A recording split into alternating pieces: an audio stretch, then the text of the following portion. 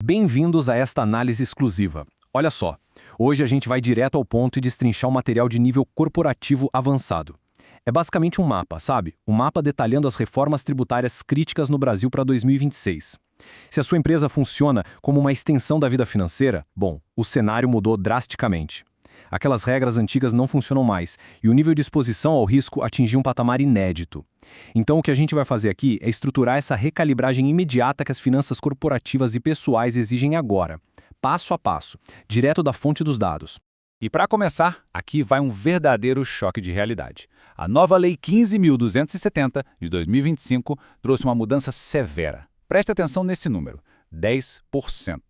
A partir de agora, existe uma taxação de 10% sobre os dividendos distribuídos que passem da marca de R$50 mil por mês por sócio. Por décadas, tirar o lucro da empresa sem pagar imposto de renda na pessoa física foi literalmente a grande vantagem de ter um CNPJ no Brasil. Mas esse número mostra que a lua de mel acabou, viu? A Receita Federal agora exige uma fatia considerável nessas grandes distribuições. Sabe aquela velha cartilha de contabilidade? Pode jogar fora. Antes, a regra de ouro era unânime: manter o prolabore o mais baixo possível para fugir do INSS e do imposto de renda e sacar o resto como dividendos máximos, totalmente isentos. Mas, olhando o cenário de agora, fica claro que essa estratégia clássica está oficialmente morta.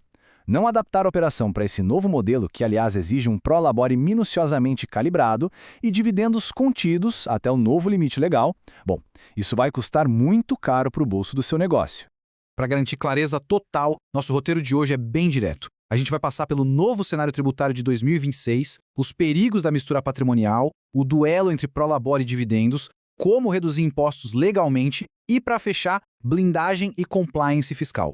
Então, vamos mergulhar na primeira parte, o novo cenário tributário de 2026. Vamos entender exatamente como esse terreno se transformou. Enquanto essa nova taxação sobre os lucros roubou toda a atenção da mídia, o outro lado da legislação revela uma oportunidade de ouro. A gente pode ver que a tabela progressiva ganhou uma nova dinâmica. Rendimentos tributáveis mensais de até R$5 mil agora têm um imposto de renda pessoa física zerado, graças a um novo desconto. É uma zona de isenção tática simplesmente fabulosa. Quem souber alocar esses R$5 mil mensais sem imposto, com certeza vai criar uma vantagem tremenda nessa nova estruturação. Ponto 2. Os perigos da mistura patrimonial. Porque antes da gente falar de otimização, precisamos falar de sobrevivência diante de um hábito super comum que virou um verdadeiro campo minado. Será que o seu negócio está cometendo a temida DDL? A distribuição disfarçada de lucros é o que tem tirado o sono de muito contador por aí. Continuar tratando a conta bancária da empresa como um cofrinho pessoal é um convite para o desastre. A Receita Federal agora cruza dados em um nível altíssimo, usando o SPED, E-Social e a SF, tudo isso junto com inteligência artificial para detectar a DDL. O risco disso tudo? Multas pesadíssimas que variam de 75% a absurdos 150% sobre o imposto devido, fora as representações penais para valores maiores. Ninguém quer passar por isso, né? E como que a Receita acha essa tal de DDL? Através de hábitos financeiros do dia a dia que, até pouco tempo atrás, passavam batidos. Pagar o aluguel residencial pela conta da empresa, passar o cartão corporativo na compra do mês no supermercado ou na escola das crianças, lançar a viagem de férias da família como despesa de negócio, ou simplesmente fazer aquele Pix da PJ para a pessoa física sem registro contábil nenhum. Olha, isso não é mais considerado um pequeno deslize. São bandeiras vermelhas gigantescas. Misturar as contas é, de longe, o jeito mais rápido de sofrer uma devassa fiscal hoje em dia. Parte 3. Prolabore contra dividendos. Então, como extrair o dinheiro da empresa de um jeito seguro e eficiente? É aqui que a matemática pura entra para resolver o nosso problema. O que é realmente interessante de observar agora é como essa matriz de otimização de 2026 mapeia a solução exata. Onde antes era super vantajoso colocar o prolabore ali pertinho do salário mínimo, a tabela agora mostra que subir o prolabore até a nova faixa de isenção compensa demais. O planejamento tributário parou de ser aquela receita de bolo genérica. Agora, exige uma sintonia fina entre o quanto se retira como salário de sócio, pagando INSS, e o quanto sai como lucro, sempre de olho naquele teto perigoso de R$50 mil.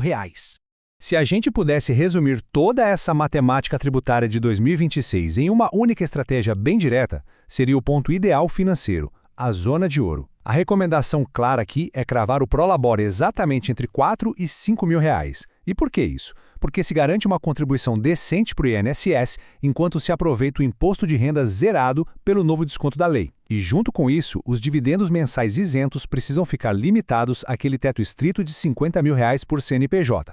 Acima desse valor, já se torna necessário estruturar veículos patrimoniais alternativos. 4. Reduzindo impostos legalmente. Agora que dominamos a retirada básica, é hora de elevar o nível. Vamos ver como otimizar as operações usando as próprias regras do jogo ao nosso favor. Uma das sacadas legais mais poderosas, e que muita gente acaba esquecendo, é o aluguel de bens próprios.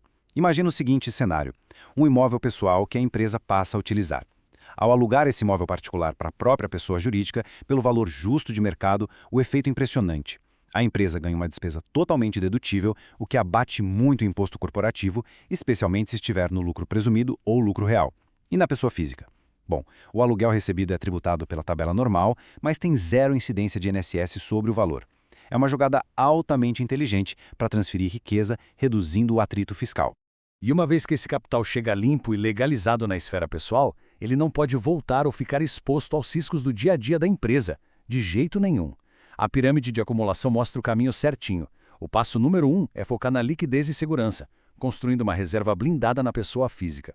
O passo 2 é acelerar essa acumulação usando veículos isentos de imposto, como LCIs, fundos imobiliários e planos de previdência PGBL, que inclusive geram deduções excelentes no imposto de renda. E por fim, o passo 3. Para grandes volumes, a jogada é transferir para uma holding patrimonial, criando um escudo de proteção de verdade em volta dos bens familiares. Seção 5. Blindagem e compliance fiscal.